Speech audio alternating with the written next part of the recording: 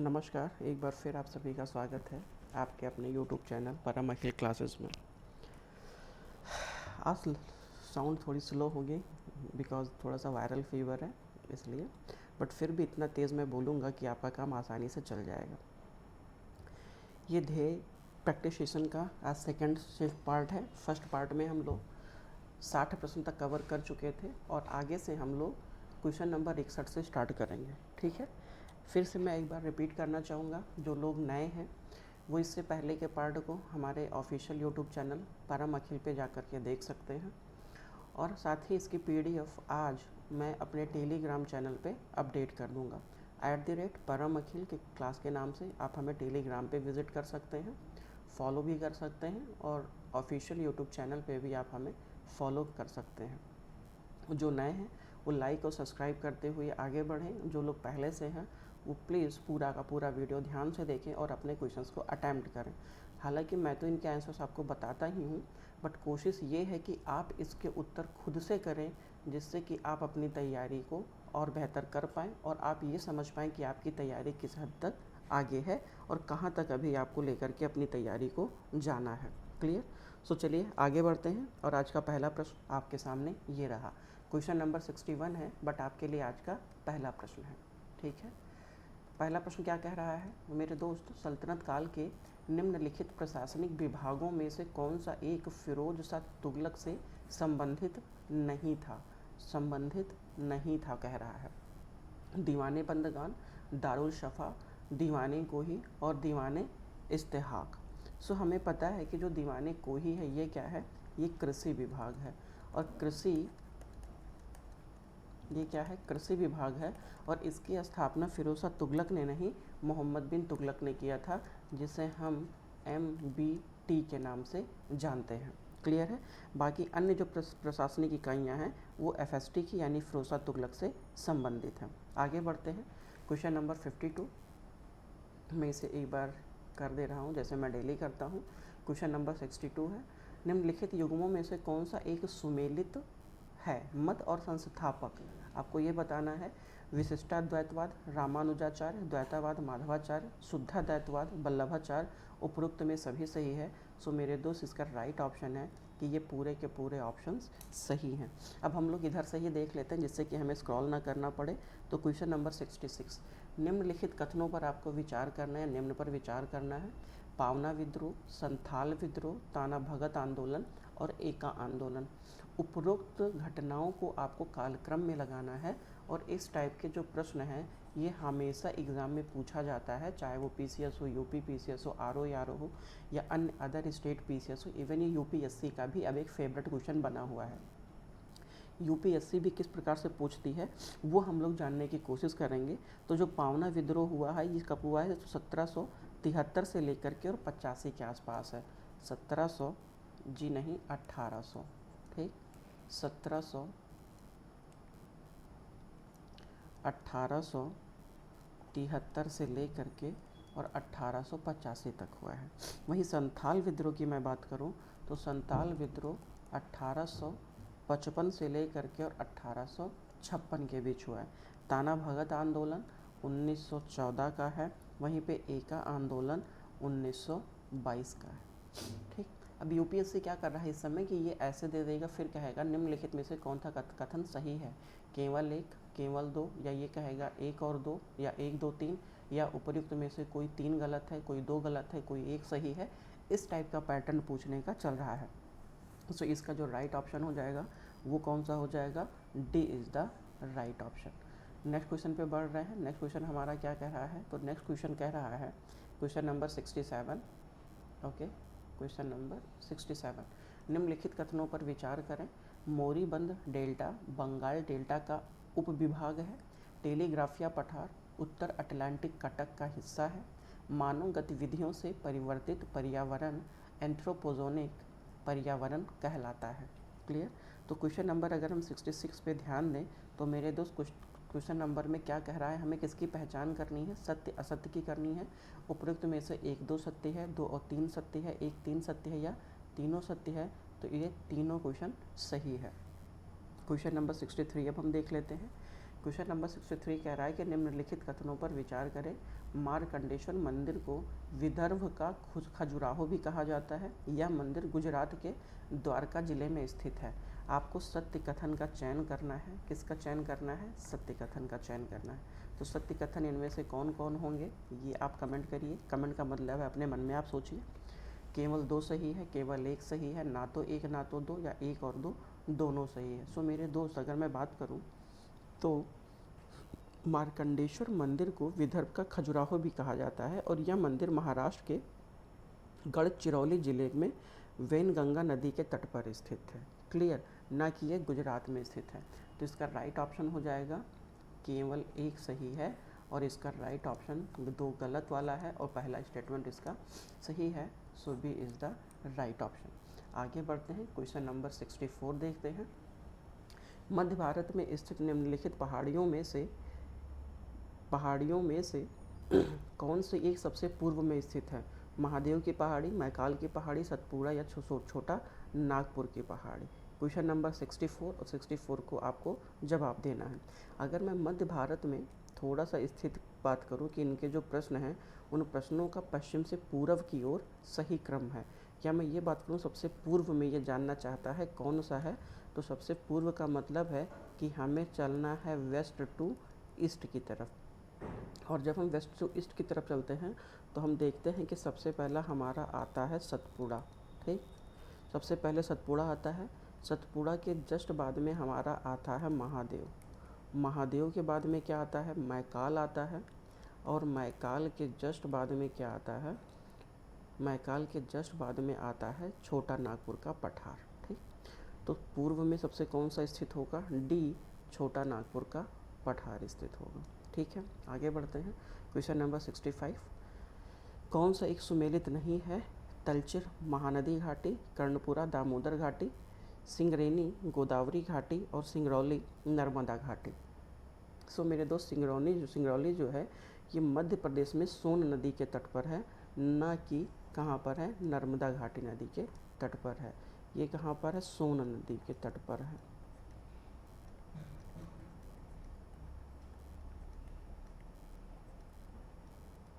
ठीक है, तो ये आपका हो जाएगा। क्वेश्चन नंबर 68 को हम लोग देखते हैं। क्वेश्चन नंबर हमारा 68 क्या कह रहा है? क्वेश्चन नंबर 68 कह रहा है कि आपको कथन और कारण का बताना है कि कौन सा कथन सही है और कौन सा कारण है। मतलब क्या कथन और कारण दोनों सही हैं, या दोनों एक दूसरे की पूर्ति करते हैं, या कथन सही है कारण गलत है। इस प्रकार से ये प्रश्न हमें जानने की कोशिश करता है। ठीक है, सुई चुभने पर मस्तिष्क दर्द महसूस नहीं करता। मस्तिष्क में दर्द ग्राहियों का अभाव होता है। आपको विकल्प के तौर पे क्या क्या मिला है? ए और आर दोनों सही है तथा ए आर ए की व्याख्या करता है।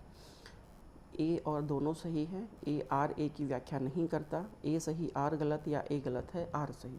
सो मेरे दोस्त, इसका ए ऑप्शन सही है। दोनों स्टेटमेंट इसके सही हैं कि 1 सेकेंड, इसके दोनों स्टेटमेंट सही हैं कि सुई चुभाने पर मस्तिष्क दर्द महसूस नहीं करता है। मस्तिष्क में दर्द ग्राहियों का अभाव पाया जाता है। ठीक, सबसे खास बात है ये इसकी सही व्याख्या भी करता है। क्वेश्चन नंबर 69 हम आगे बढ़ते हैं। क्वेश्चन नंबर 69 हमारा क्या कह रहा है? निम्नलिखित में से कौन सा एक फल शर्करा भी कहा जाता है? क्वेश्चन नंबर 69, तो आपको पता है कि फ्रक्टोज को फल शर्करा भी कहा जाता है। इसमें हमें कुछ और ज़्यादा जानने की ज़रूरत नहीं है। फ्रक्टोज में आप देखेंगे जो फल के मीठा होता है, उनके मीठा होने का कारण ही फ्रक्टोज होता है। ठीक है, और उसमें खास बात है कि इसमें मोनोसैकेराइड होता है, ऐसे मोनोसैकेराइड भी एक तरीके का ये है। क्वेश्चन नंबर 70, उष्णकटिबंधीय वर्षा वनों के संबंध में निम्नलिखित कथनों में से कौन सा एक कथन सत्य है? क्या पूछ रहा है आपसे? ये कह रहा है, ध्यान से देखिएगा, उष्णकटिबंधीय वर्षा वन, ये वन भूमध्य रेखा के आसपास विस्तृत हैं। ये इन वनों में पृथ्वी के सभी पारिस्थितिक तंत्रों में सर्वाधिक जैव विविधता पाई जाती है। सो मेरे दोस्त, इसका राइट ऑप्शन है ए, क्योंकि आपको पता है जो उष्णकटिबंधीय वर्षा वन होते हैं, ठीक है, वो उष्णकटिबंधीय वर्षा वन भूमध्य रेखा के दोनों आसपास के क्षेत्रों पे भी हमें देखने को मिल जाता है। वहीं पे इनमें सबसे ज़्यादा जैव विविधता भी पाई जाती है और सबसे ख़ास बात है कि इन्हीं वाले रीजन्स में हमें सबसे ज़्यादा बायोडाइवर्सिटी देखने को मिलता है, सबसे बेहतर पारिस्थितिक तंत्र भी देखने को मिलता है। क्वेश्चन नंबर 71, ग्रीन मफलर से क्या तात्पर्य है? वायु प्रदूषण को नियंत्रित करने वाले हरे पौधे, ध्वनि प्रदूषण को नियंत्रित करने वाले हरे पौधे, जल प्रदूषण को नियंत्रित करने वाले हरे पौधे, या मृदा प्रदूषण को नियंत्रित करने वाले हरे पौधे। सो मेरे दोस्त, ग्रीन मफलर से तात्पर्य है कि ध्वनि प्रदूषण को नियंत्रित करने वाले हरे पौधे, और ये हरे पौधे अधिक ध्वनि प्रदूषण वाले क्षेत्रों में रोपित किए जाते हैं। सबसे खास बात इनकी होती है कि इनमें ध्वनि तरंगों को अवशोषित करने की क्षमता सबसे ज़्यादा होती है, इसीलिए इन्हें ग्रीन मफलर कहा जाता है। क्लियर? आगे बढ़ते हैं। क्वेश्चन नंबर 72, वेरी वेरी एक पोषण संबंधी विकार है जो होता है थायमिन की कमी से, रिबोफ्लेविन की कमी से, फ्लेवोनाइड की कमी से, या फेनॉल की कमी से। सो मेरे दोस्त, 72 की अगर मैं बात करूं तो वेरी वेरी विटामिन B1 की कमी से होता है, और B1 का सामान्यतः हम मानते हैं कि ये थायमीन होता है, मतलब B1 का जो नाम है वो थायमीन है। क्लियर? तो इसमें कौन सा ऑप्शन हो जाएगा? ए इज़ द राइट ऑप्शन। 72 का ए इज़ द राइट ऑप्शन। और थायमीन का कौन सा है? ये B1 है। ठीक है। वहीं विटामिन B2 को रोबिफ्लाविन भी कहा जाता है। क्लियर? क्वेश्चन नंबर 73, निम्नलिखित कथनों में से कौन सा एक सुमेलित है? प्रमुख संस्थान या अवस्थिति? राष्ट्रीय मानसिक विकलांग संस्थान सिकंदराबाद, राष्ट्रीय दृष्टिहीन संस्थान देहरादून, राष्ट्रीय अस्थि रोग, एक सेकेंड,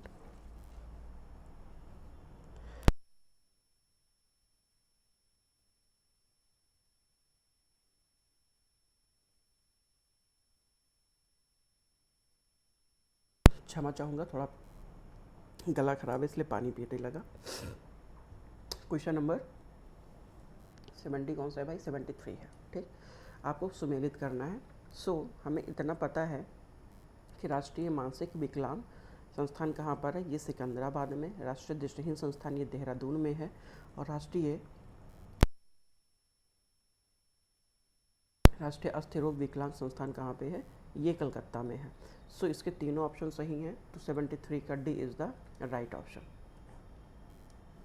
आगे बढ़ते हैं। क्वेश्चन नंबर कौन सा है हमारा? तो क्वेश्चन नंबर हमारा 74, Delhi college, Mayo college, Hindu college, उपरोक्त संस्थानों के स्थापना का सही क्रम आपको बताना है कि कब कब इनकी स्थापना किया गया। हिंदू कॉलेज की स्थापना कब किया गया है? कलकत्ता वाला। तो हिंदू कॉलेज कलकत्ता की स्थापना 1817 में किया गया है। मियो कॉलेज की स्थापना 1875 में किया गया है। वहीं पे हिंदू कॉलेज कलकत्ता 1817, मियो कॉलेज 1875 और दिल्ली कॉलेज 1824 में किया गया है। ये है कहाँ? तो ये अजमेर में है। लॉर्ड मेयो के द्वारा इसकी स्थापना करवाया गया था। जब वो हमारे यहाँ के वायसराय थे तो उनके द्वारा ये करवाया गया था। ओके, आप टिक कर सकते हैं। अब कौन सा इसका राइट ऑप्शन होगा? तो B is the right option. Clear? आगे बढ़ते हैं। अगला प्रश्न है कि arms land, question number 75, arm land शब्द का अर्थ नगर का प्रतिवेशी आसपास का क्षेत्र है होता है। आर्म लैंड को हिंटरलैंड भी कहा जाता है। देखिए, आर्म लैंड के संदर्भ में ये दोनों कथन सही हैं। Clear? C is the right option. Question number 76 पे हम लोग आ रहे हैं। ए और आर के फॉर्मेट पे है। सिलिकॉन एक अर्धचालक है। सिलिकॉन एक अर्धचालक या सिलिकॉन एक सेमीकंडक्टर है। ठीक है। सिलिकॉन वैद्युत चालकता अचालकों की अपेक्षा बहुत अधिक होती है, परंतु चालकों की अपेक्षा बहुत कम होती है। ठीक। मेरे दोस्त, ये दोनों ऑप्शन इसके सही हैं, और आर ए की व्याख्या भी करता है। ठीक है, आर ए की व्याख्या करता है, क्योंकि जो सिलिकॉन है ये एक अर्धचालक पदार्थ है, क्योंकि सिलिकॉन की जो विद्युत चालकता है ये अचालकों की अपेक्षा बहुत अधिक होती है, परंतु चालकों की अपेक्षा कम होती है। ठीक। क्वेश्चन नंबर 77 क्या हमारा कह रहा है? क्वेश्चन नंबर 77 कह रहा है महासागर का वह क्षेत्र जहाँ गहराई के साथ लवणता तीव्र गति से बढ़ती है वो क्या कहलाते हैं? मेरे दोस्त, जहाँ पे लवणता तीव्र गति से बढ़ती है वो हेलोक्लाइन कहलाते हैं। हेलोक्लाइन कहलाते हैं। हेलोक्लाइन कहाँ पर है? ये है हेलोक्लाइन। ठीक है। क्वेश्चन नंबर 78, निम्नलिखित में से कौन सा एक बम्बई त्रिमूर्ति के रूप में नहीं जाने जाते? फिरोज शाह मेहता, जिसे आप एफ एस मेहता के नाम से भी जानते हैं, जे डी देशमुख, के टी तैलंग और बदरुद्दीन तैयब जी। सो राइट ऑप्शन के तौर पर आपको कमेंट करना है, के टी तैलंग, फिरोज शाह मेहता और बदरुद्दीन तैयब जी ने मिलकर 1885 में बम्बई प्रेसिडेंसी एसोसिएशन की स्थापना की थी। किसने किया था? के टी तैलंग भैया ने किया था, okay. F S T Firoz Shah Mehta ने किया था, और कौन किया था? तो बदरुद्दीन तैयब जी ने किया था। इन तीनों लोगों ने मिल करके क्या किया? इन तीनों लोगों ने मिल के 1885 में बॉम्बे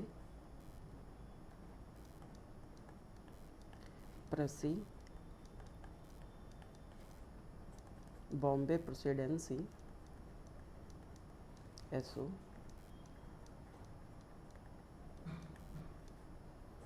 एसोसिएशन की स्थापना किया था।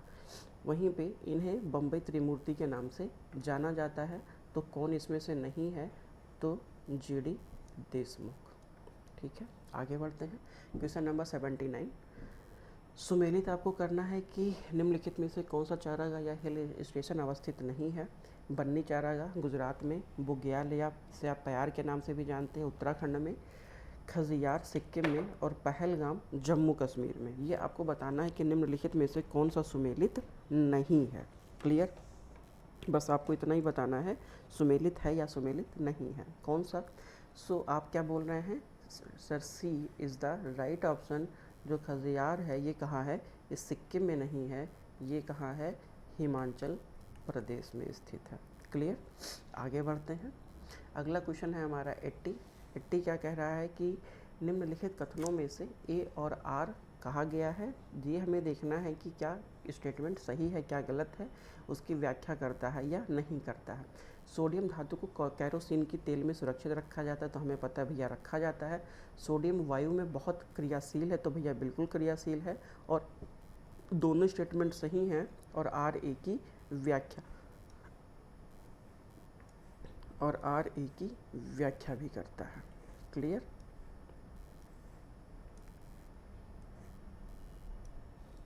क्वेश्चन नंबर 81 क्या कह रहा है कि राष्ट्रीय पादप आनुवांशिक संस्थान ब्यूरो कहाँ पर स्थित है? नई दिल्ली में, मैसूर में, बेंगलुरु में या जोधपुर में? तो 81 का जो राइट ऑप्शन है वो है ए। इसकी स्थापना कहाँ पे की गई है? नई दिल्ली में की गई है। क्वेश्चन नंबर 82, भारत में तेल एवं प्राकृतिक गैस की खोज एवं विकास को आगे बढ़ाने हेतु निम्नलिखित में से किस वर्ष तेल एवं प्राकृतिक गैस आयोग स्थापित किया गया? 1956 में स्थापित किया गया था। ये आप सबको पता है। किसका? भारत में तेल एवं प्राकृतिक गैस की खोज एवं विकास को आगे बढ़ाने के उद्देश्य हेतु 1956 में तेल एवं प्राकृतिक गैस आयोग की स्थापना किया गया था। क्लियर? क्वेश्चन नंबर हम बढ़ते हैं 83 की तरफ। 83 हमारा क्या कह रहा है? निम्नलिखित युग्मों में से कौन सा एक युग्म सही सुमेलित है? रचना और उसके लेखक हैं।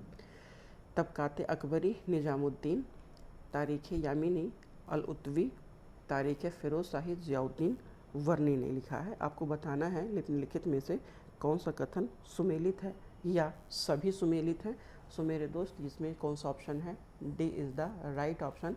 ये सारे के सारे स्टेटमेंट सुमेलित हैं। क्वेश्चन नंबर 84, ए और आर के रूप में आपको चयन करना है।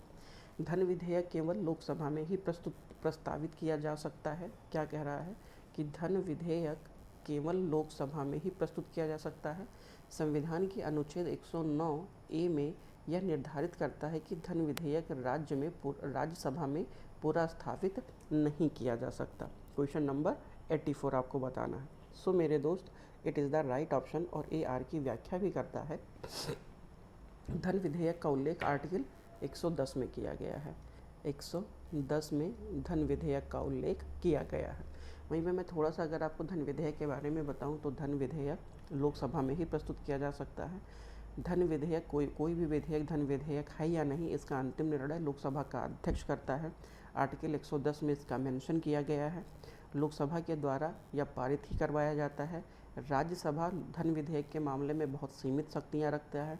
राज्यसभा धन विधेयक को ना तो रोक सकता है और ना ही इसमें संशोधन कर सकता है। धन विधेयक अगर राज्यसभा 14 दिन से ज़्यादा अपने पास रोक के रखता है तो इसे स्वघोषित पारित समझा जाता है। और धन विधेयक के मामले में राज्यसभा संशोधन नहीं कर सकती।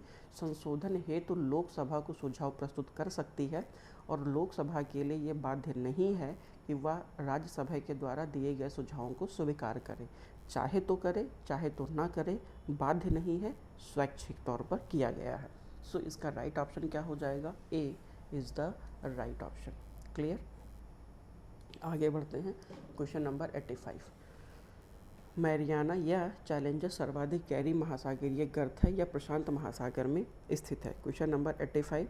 तो आपको पता है कि मैरियाना या चैलेंजर गर्त ये सबसे सर्वाधिक गहरी है और इसकी जो अनुमानित गहराई है वो लगभग 11,000 मीटर के आसपास है, मतलब 11 किलोमीटर के आसपास है।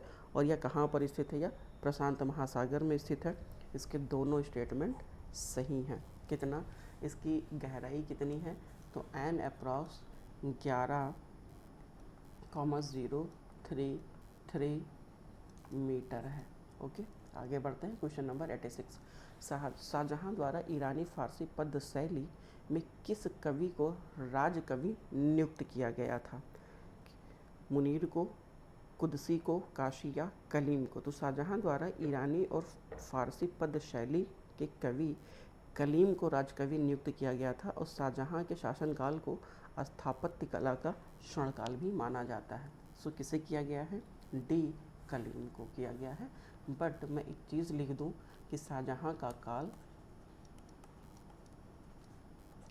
स्थापत्य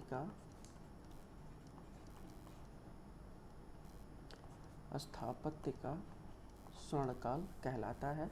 और किसे किया था? कलीम को। क्लियर? आगे बढ़ते हैं। वायुमंडलीय दृष्टिभ्रम मृग मरीचिका की व्याख्या किस एक सिद्धांत के आधार पर की जाती है?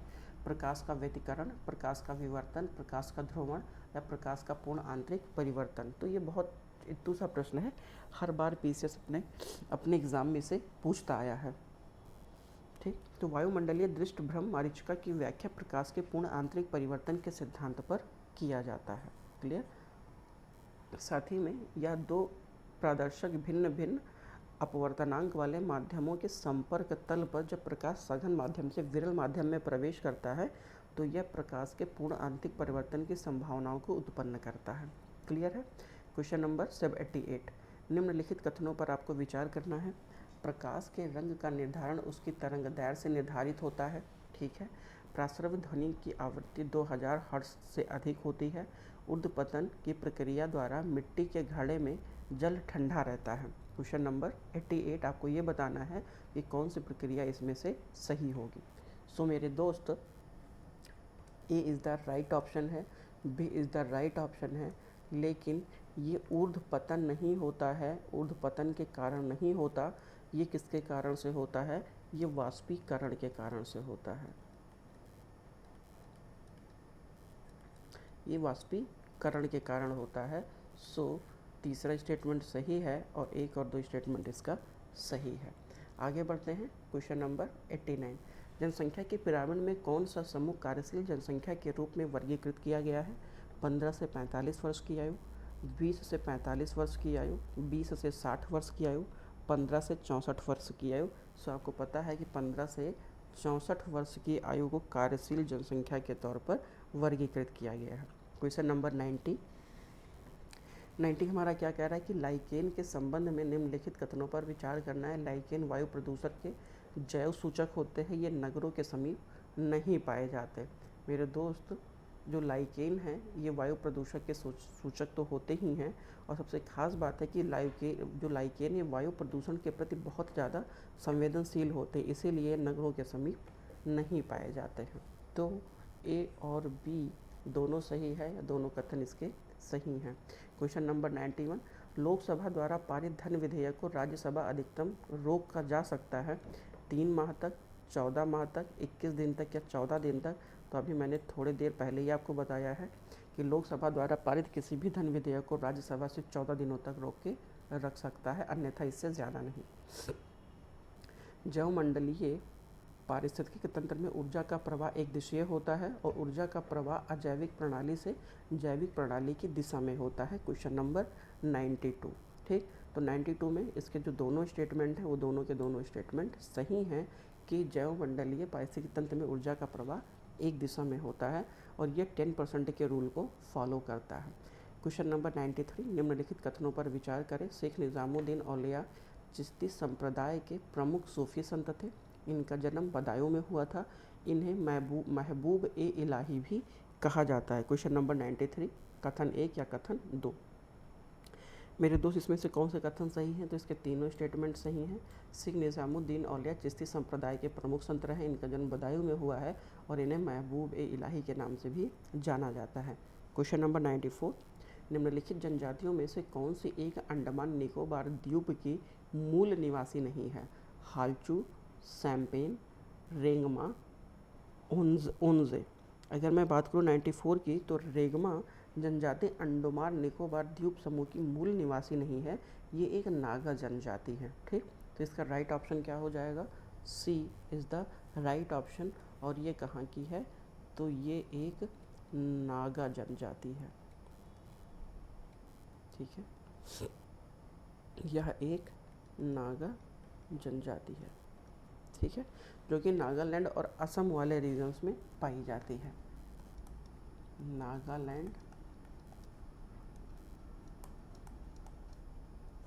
नागालैंड और असम। क्लियर? आगे बढ़ते हैं। निम्नलिखित क्वेश्चन नंबर 95, निम्नलिखित युग्मों में से कौन सा एक सही सुमेलित नहीं है? बोमोडिला अरुणाचल प्रदेश, नाथुला मेघालय, ज़ेलेपा सिक्किम या मुंगला उत्तराखंड में है। ठीक, सो आपको पता है कि नाथुला कहाँ पर स्थित है? नाथुला और ज़ेलेपा दोनों सिक्किम में स्थित है। तो ज़ेलेपा तो सिक्किम है, बट नाथुला मेघालय में नहीं है। नाथुला कहाँ पर है? सिक्किम में है। क्लियर? तो ये कहाँ पर है? नाथुला और ज़ेलेपा, ये दोनों सिक्किम में स्थित है। Clear? Question number 96, Gandhi Sagar बांध, राणा प्रताप बांध, जवाहर सागर जल विद्युत परियोजना निम्नलिखित में से या उपरोक्त में से कौन सी चंबल नदी पर स्थित है? सो मेरे दोस्त, गांधी सागर, राणा प्रताप और जवाहर सागर, ये तीनों के तीनों कहाँ पर स्थित है?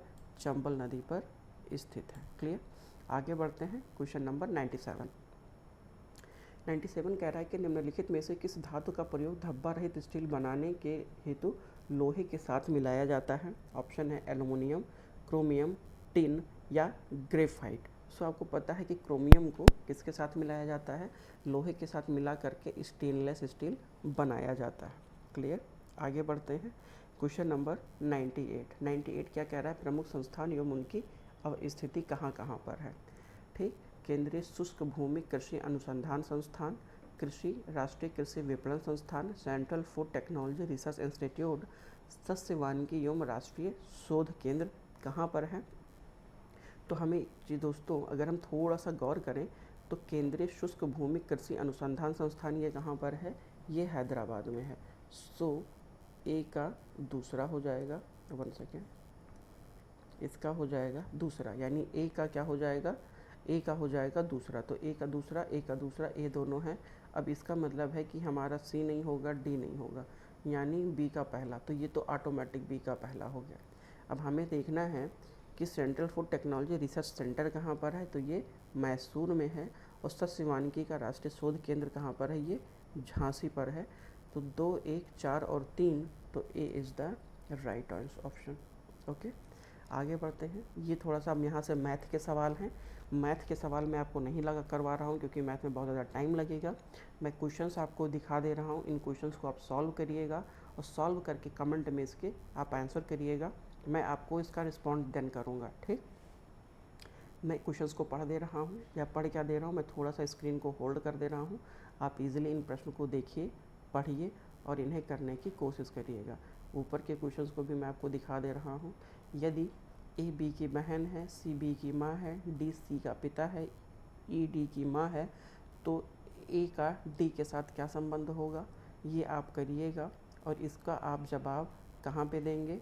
कमेंट बॉक्स में देंगे कि सर इसका ये वाला ऑप्शन होगा। आप स्क्रीन को होल्ड करिएगा, पॉज करिएगा, या तो मैं इसकी PDF आज आपको दे दूंगा अपने टेलीग्राम चैनल पर, और टेलीग्राम चैनल पर देने के बाद में आप इसे ईजिली कर लीजिएगा, ठीक है। हम लोग अब आगे बढ़ते हैं और देखते हैं यूपी स्पेशल के क्वेश्चंस को। यूपी स्पेशल वाले क्वेश्चन कहाँ से हैं? ये हमारे 111 से स्टार्ट हैं और हम लोग इन्हें करने की कोशिश करेंगे। हालांकि अगर आप कमेंट करिएगा तो मैं इसके क्वेश्चंस भी आपको सॉल्व करवा दूंगा किसी दिन दूसरे वाले सेशंस में, बट अभी हम लोग सिर्फ GS के क्वेश्चंस को ही यहाँ पर देखेंगे।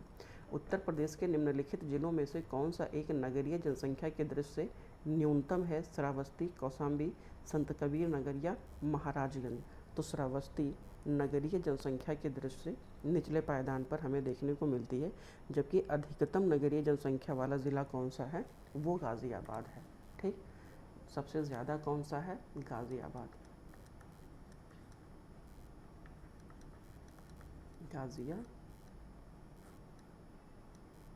गाज़ियाबाद सबसे ज़्यादा है, और सबसे कम कौन सा है? श्रावस्ती है। क्वेश्चन नंबर 112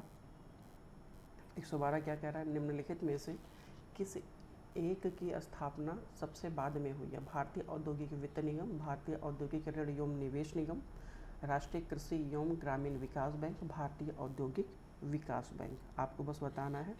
वहीं पे अगर मैं भारतीय औद्योगिक वित्त निगम की बात करूं तो इसे IFCI बोलते हैं, IFCI बोलते हैं, और इसकी स्थापना 1948 में किया गया है।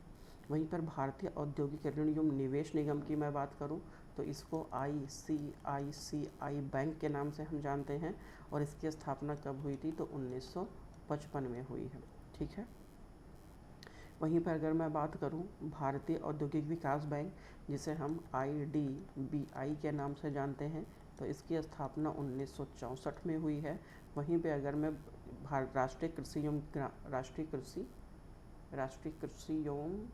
राष्ट्रीय कृषि कहाँ गया भाई? ये है, सॉरी, ये है आपका नाबार्ड, NABARD, नाबार्ड। इसकी स्थापना कब हुई है? तो नाबार्ड की स्थापना 1982 में हुई है, और भारतीय औद्योगिक विकास बैंक IDBI इसकी स्थापना 1964 पे हुई है। सो C is the right option, ठीक।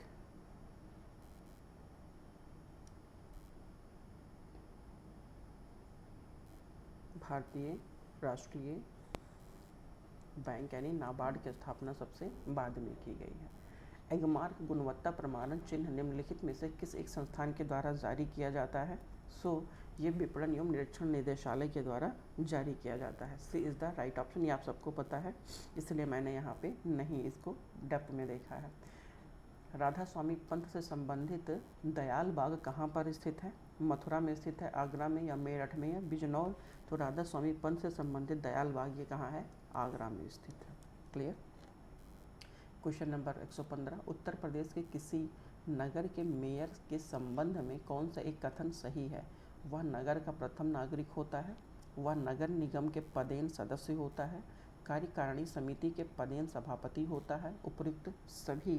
तो 115 का D ऑप्शन सही है। इनमें से सारे के सारे स्टेटमेंट आपके सही हैं, क्लियर। आगे बढ़ते हैं। क्वेश्चन नंबर 116 उत्तर प्रदेश राज्य पर्यटन विकास निगम लिमिटेड की स्थापना वर्ष 1974 में की गई। उत्तर प्रदेश राज्य वित्तीय निगम की स्थापना वर्ष 1954 में किया गया। 116 आपको बताना है कौन सा कथन सही है। सो मेरे दोस्त इसके दोनों स्टेटमेंट सही हैं, और C is the right option, clear. आगे बढ़ते हैं। क्वेश्चन नंबर 117 पे आपको सही विकल्प का चयन करना है। वन्य जीव विहार, और वो कहाँ पर स्थित है? पटना, बांदा, पार्वती आरंगा, चंदौली, चंद्रप्रभा ग्राम, गोंडा, रानीपुर, एटा। देखिए मुझे तो नहीं पता, बट हाँ पार्वती आरंगा ये गोंडा में है, ये मुझे पता है क्योंकि मैं ऑलरेडी एक बार घूमने गया था। तो B का तीसरा, तो C नहीं होगा और D नहीं होगा, इतना मुझे कंफर्म है। अब क्या होगा? पटना ये वाला कहाँ पर है? ये वाला है एटा में, तो A का चौथा। अब मामला फंसा। चंद्रप्रभा कहाँ पर है? तो मेरे दोस्त चंद्रप्रभा चंदौली में है। वहीं पर रानीपुर कहाँ पे आ जाएगा? तो ये बांदा पे आएगा। यानी A का चौथा, B का तीसरा, C का दूसरा। सो A is the right option, clear. आगे बढ़ते हैं। क्वेश्चन नंबर 118 उत्तर प्रदेश का एकमात्र परमाणु संयंत्र नरौरा किस जिले में स्थित है? तो हमें पता है मेरे दोस्त, ये नरौरा कहाँ पर है? बुलंदशहर में स्थित है। ठीक, अगर मैं नरौरा की बात करूँ तो नरौरा बुलंदशहर में स्थित है और यह परमाणु संयंत्र से विद्युत का जो व्यावसायिक उत्पादन प्रथम इकाई कब किया गया था? तो 1991 से किया गया था। वहीं पे इसकी सेकेंड यूनिट 1992 में किया गया है। क्लियर? 1991 एंड 1992। ठीक है, आगे बढ़ते हैं। अगला प्रश्न हमारा 119 कह रहा है, निम्नलिखित दो कथन आपको दिए हुए हैं ए और आर। भुगतान संतुलन में मौलिक असंतुलन आने की स्थिति में मुद्रा का अवमूल्यन किया जाता है, इससे आयात महंगे हो जाते हैं और निर्यात सस्ता हो जाता है। आपको कमेंट करना है कि क्या ए और आर दोनों सही है, आर ए की व्याख्या करता है या नहीं। ठीक, सो मेरे दोस्त, ये मैंने आपको क्लास में पढ़ाया भी है कि मुद्रा के अवमूल्यन का अर्थ होता है कि किसी देश की मुद्रा का बाह्य मूल्यों को कम कर देना, जिससे व्यापार शेष की स्थिति में सुधार आता है। या मैंने ये भी बताया है कि अवमूल्यन सामान्यतः एक देश दूसरे देश की मुद्रा के संदर्भ में करता है और अपने भुगतान संतुलन को बेहतर करने एवं अपने देश की वस्तुओं के निर्यात को बढ़ावा देने के उद्देश्य से किया जाता है। वहीं भुगतान संतुलन में अगर मौलिक असंतुलन आने की स्थिति हो तब भी मुद्रा का अवमूल्यन उस देश के द्वारा कर दिया जाता है, इससे आयात महंगा और निर्यात सस्ता होता है। ठीक है, so A is the right option. Question number 120 पे आते हैं। 120 कह रहा है, उत्तर प्रदेश का वह कौन सा जिला गोखर पहाड़ पर चट्टानों को काटकर निर्मित 24 तीर्थंकरों की प्रतिमाओं हेतु विख्यात है? महोबा, श्रावस्ती, चित्रकूट या कौशाम्बी। सो मेरे दोस्त, इसका राइट ऑप्शन है महोबा। उत्तर प्रदेश के महोबा जिले में जो गोखर का पहाड़ है, उन चट्टानों को काटकर निर्मित 24 तीर्थंकरों की प्रतिमाओं हेतु मतलब इस तरीके से फेमस है। श्रावस्ती तृतीय तीर्थंकर भगवान शंभुनाथ का मंदिर से संबंधित। वहीं कौशाम्बी में घोषिताराम विहार स्थित है। क्या मैं लिख दूं? कौशाम्बी में घोषिताराम विहार है।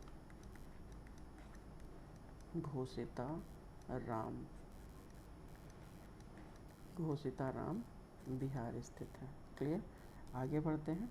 Question number 121। 121 क्या कह रहा है? जनवरी जो 2023 में भारतीय मूल के किस महामारी रोग विशेषज्ञ को अमेरिका के रोग नियंत्रण एवं रोकथाम केंद्र के प्रधान उप निदेशक नियुक्त किया गया है? सुजलान शाह, नीरव डी शाह, सुनील मोदी या शक्तिकांत बनर्जी। सो मेरे दोस्त, जनवरी 2023 में भारतीय मूल के महामारी रोग विशेषज्ञ नीरव डी शाह को, ठीक, किसे किया गया है? नीरव डी शाह को अमेरिका के रोग नियंत्रण एवं रोकथाम केंद्र के प्रधान उप निदेशक के तौर पर नियुक्त किया गया है और वह अमेरिका के राष्ट्रीय सार्वजनिक स्वास्थ्य एजेंसी के दूसरे नंबर के शीर्ष अधिकारी माने जाते हैं या होंगे, या वो व्यक्ति होता है। Question number 122। जनवरी 2023 में जम्मू कश्मीर राज्य में स्थित किस नदी पर वेली एक्सपेंशन ब्रिज का उद्घाटन किया गया है? झेलम नदी पर किया गया है, चेनाब नदी पर किया गया है, रावी या सतलज नदी पर किया गया है? सो मेरे दोस्त, जनवरी 2023 में जम्मू कश्मीर में चेनाब नदी पर यह किया गया है। किस नदी पर किया गया है? चेनाब नदी पर किया गया है। सस्पेंशन ब्रिज का उद्घाटन किया गया। उसे किया किसने है? तो रक्षा मंत्री जी के द्वारा किया गया था। यह 240 फीट ऊंचा है। कितना है?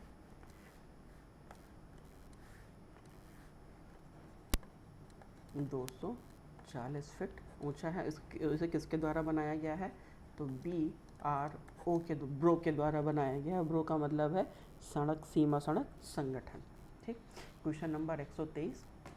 क्वेश्चन नंबर 123 हमारा क्या कह रहा है कि जनवरी 2023 में जैव ऊर्जा शिखर सम्मेलन 2023 का आयोजन स्थल क्या रहा है? नई दिल्ली, मालदीव, पोर्ट लुइस या ताइपे। Question number 123।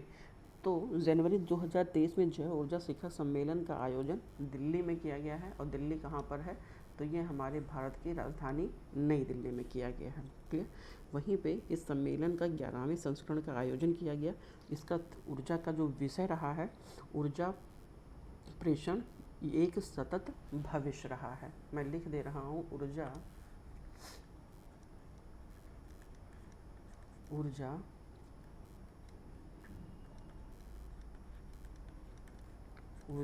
प्रेषण एक एक सतत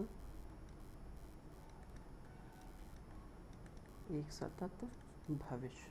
ठीक, ये इसका क्या रहा है, ये इसका थीम रहा है। क्वेश्चन नंबर 124 पे हम आते हैं। 124, जनवरी 2023 में किस भारतीय रेलवे स्टेशन को उच्च प्लेटिनम रेटिंग के साथ हरित रेलवे स्टेशन प्रमाण पत्र प्रदान किया गया? विशाखापत्तनम, भुवनेश्वर, कोचीन या बेंगलुरु? सो इसका राइट ऑप्शन क्या है? ए is the right option. Visakhapatnam port जो हमारा रेलवे स्टेशन है, उस railway station Visakhapatnam railway station को उच्च प्लेटिनम रेटिंग के साथ हरित रेलवे स्टेशन प्रमाण पत्र प्रदान किया गया है। क्लियर, आगे बढ़ते हैं। जनवरी 2023 में युवा पेशेवर योजना का प्रारंभ भारत एवं किस देश के मध्य में किया गया? UAE, फ्रांस, UK या USA? क्लियर, राइट ऑप्शन 125 का C is the right option. ये कहाँ पर है? UK में है। 126, S20 शिखर सम्मेलन के संबंध में निम्नलिखित कथनों पर विचार करें।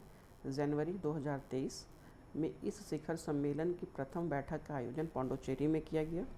भारतीय विज्ञान संस्थान बेंगलुरु द्वारा इस सम्मेलन का आयोजन किया गया।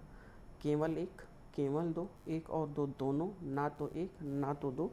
सो मेरे दोस्त सी इज़ द इसका राइट ऑप्शन है। इसके दोनों के दोनों स्टेटमेंट सही हैं। क्लियर, आगे बढ़ते हैं। क्वेश्चन नंबर 127, जनवरी 2023 में जारी हेनले पासपोर्ट सूचकांक 2023 में भारत को कौन सा स्थान प्राप्त हुआ है? 86वां, 85वां, 80वां या 82वां स्थान प्रदान किया गया है? ये आपको बताना है। Question number 127। सो 85 रैंक इंडिया को प्राप्त हुआ है, ये हम सबको पता है। वहीं पे जो हेनले पासपोर्ट इंडेक्स में प्रथम स्थान पर कौन है? तो प्रथम स्थान पर है जापान, फर्स्ट रैंक पर है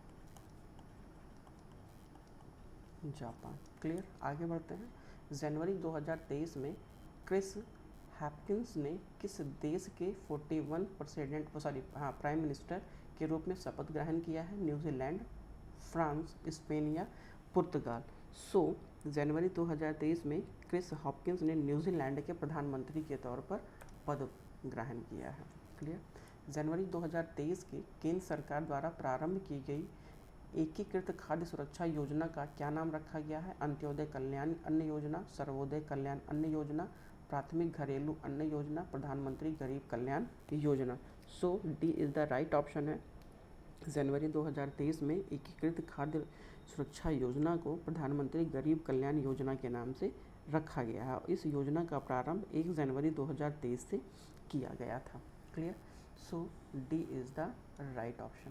क्वेश्चन नंबर 130, जनवरी 2023 में मध्य पूर्व के किस देश ने अपना पहला चंद्र रोवर राशिद लॉन्च किया? संयुक्त राज्य अमीरात, ईरान, संयुक्त राज्य अमीरात, ईरान, इराक या लीबिया?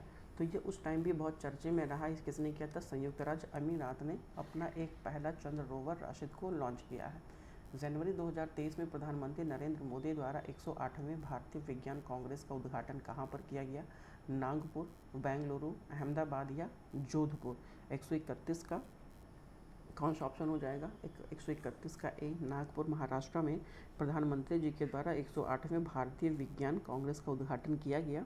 और इसका योजना जो स्थल रहा है वो कौन सा है? राष्ट्र संत तुकडोजी महाराज नागपुर विश्वविद्यालय में किया गया था। वहीं पे इसका जो मुख्य विषय थीम रहा है वो महिला सशक्तिकरण के साथ सतत विकास हेतु विज्ञान एवं प्रौद्योगिकी रखा गया था। Science and technology for sustainable development with women empowerment. ठीक है, आगे बढ़ते हैं। क्वेश्चन नंबर 132, जनवरी 2023 में किस मंत्रालय के तत्वावधान में 17वें भारतीय प्रवासी सम्मेलन का आयोजन मध्य प्रदेश राज्य के इंदौर शहर में किया गया? शिक्षा मंत्रालय, संस्कृति मंत्रालय, विदेश मंत्रालय या गृह मंत्रालय? तो ये किसके तत्वावधान में किया गया है? विदेश मंत्रालय के तत्वावधान में किया गया है। क्वेश्चन नंबर 133, जनवरी 2023 में आज़ादी के अमृत महोत्सव के उपलक्ष्य में राष्ट्रपति भवन के ऐतिहासिक मुगल गार्डन का नाम बदल कर क्या रखा गया है? वीर सावरकर उद्यान, अटल उद्यान, अमृत उद्यान, सरदार पटेल उद्यान? Question number 133। सो मेरे दोस्तों, जनवरी 2023 में आज़ादी के अमृत महोत्सव के उपलक्ष्य में राष्ट्रपति भवन का ऐतिहासिक मुगल गार्डन का नाम बदल करके अमृत उद्यान कर दिया गया है। क्लियर। आगे बढ़ते हैं, और जिसे द्रौपदी मुर्मू जी के द्वारा किया गया था। ठीक। जनवरी 2023 में निम्नलिखित में से कौन सा एक यूरोपीय देश यूरोजोन अपनाने वाला 20वां देश बन गया है? क्रोएशिया, बुल्गारिया, लिथुआनिया या लाटविया। सो 34 का ए इज़ द राइट ऑप्शन। ये कौन है? क्रोएशिया शामिल हुआ है किसमें? यूरोजोन में शामिल हुआ है। क्वेश्चन नंबर 135, जनवरी 2023 में निम्नलिखित में से किन दो देशों की सेनाओं के मध्य साइक्लोन 1 नामक संयुक्त प्रशिक्षण अभ्यास का आयोजन किया गया? भारत एवं मोजाम्बिक, भारत एवं मिस्र, भारत एवं मालदीव, भारत एवं श्रीलंका। 135, तो 135 का राइट ऑप्शन क्या हो जाएगा? बी, साइक्लोन 1 नामक जो संयुक्त प्रशिक्षण अभ्यास आयोजित हुआ है वो भारत और मिस्र के बीच में किया गया। क्लियर। आगे बढ़ते हैं क्वेश्चन नंबर 136 पे। जनवरी 2023 में विश्व की सबसे बड़ी अंतर्राष्ट्रीय पर्यटन प्रदर्शनी में से एक फिटूर फीरिया इंटरनेशनल डी टूरिज्मो का आयोजन कहाँ संपन्न हुआ है? मैड्रिड स्पेन में हुआ है, पोर्ट लुइस मॉरिशस में हुआ है, दुबई यूएई में हुआ है, या लॉस एंजल्स संयुक्त राज्य अमेरिका में हुआ है? सो 36, तो 36 का राइट ऑप्शन क्या होगा? ए इज़ द राइट ऑप्शन। ये मैड्रिड स्पेन में किया गया है। क्वेश्चन नंबर 137, जनवरी 2023 में मनाए गए राष्ट्रीय युवा महोत्सव के संबंध में निम्नलिखित कथनों पर विचार करिए। यह महोत्सव का आयोजन 12 जनवरी को किया गया। इस महोत्सव का आयोजन स्थल हुबली कर्नाटक था। इस महोत्सव का थीम विकसित युवा विकसित भारत है। सही कथन आपको चुनने हैं कि कौन सा कथन इसमें से सही है। 137 के में इसके सारे के सारे स्टेटमेंट सही हैं। आगे बढ़ते हैं क्वेश्चन नंबर 138, जनवरी 2023 में कलवारी श्रेणी के किस पनडुब्बी को भारतीय सेना में शामिल किया गया? INS बागीर, INS Sindhuja, INS Andla या INS कमला देवी। सो जनवरी 2023 में कलवरी श्रेणी की INS बागीर पनडुब्बी को भारतीय नौसेना में शामिल किया गया है। इस पनडुब्बी को पश्चिमी नौसेना कमांड में तैनात किया गया, INS कलवारी। ठीक है, INS कलवारी श्रेणी में किसको किया गया है? तो INS वागीर को किया गया है। ए is the right option. Question number 139, सही सुमेलित नहीं है, आपको पुस्तक और लेखक बताना है। Now you breathe Raakhi Kapoor, the girl in room 105 Chetan Bhagat, victory city Salman Rushdie, a promised land Mansi Gulati. और जहाँ तक मुझे पता है कि ए प्रॉमिस लैंड एक ये आत्मकथा है और ये बराक ओबामा जी के द्वारा लिखा गया है।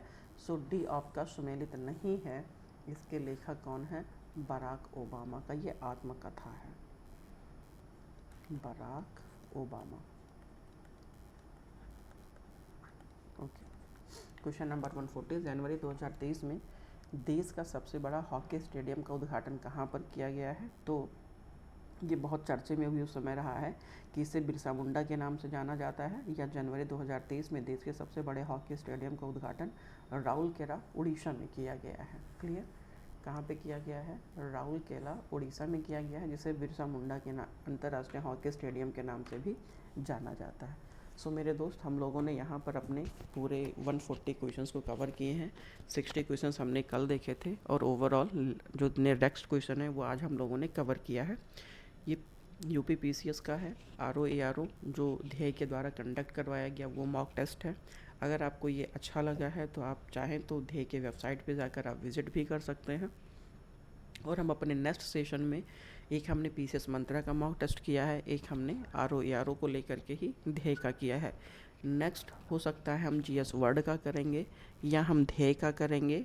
ध्येय का हम कर चुके हैं तो हम दृष्टि, हाँ हमारे पास दृष्टि बचा है तो हम दृष्टि का भी करेंगे, GS वर्ड का करेंगे, संस्कृति का करेंगे। इन तीनों में से आप किसका पहले चाहते हैं कमेंट बॉक्स में कमेंट करिएगा। उस संस्थान का मॉक टेस्ट हम लोग सबसे पहले कवर करेंगे। चलिए मिलते हैं अपने नेक्स्ट सेशन में, तब तक के लिए थैंक यू सो मच। जय हिंद। और अगर आप नए हैं तो हमारे चैनल को सब्सक्राइब करते हुए आगे बढ़िए, जिससे कि 14 से 15 हज़ार मॉक क्वेश्चंस आपके सामने हो के गुजरे। और हमारी कोशिश है कि 80 से 90 प्रैक्टिस सेट टिल एग्ज़ाम तक हम लोग कवर करके आगे बढ़ेंगे। तो ये 2 टेस्ट हम लोग कर चुके हैं, एक PCS मंत्रा का और एक ध्येय का। ठीक है, चलिए मिलते हैं next time. Thank you so much. जय हिंद।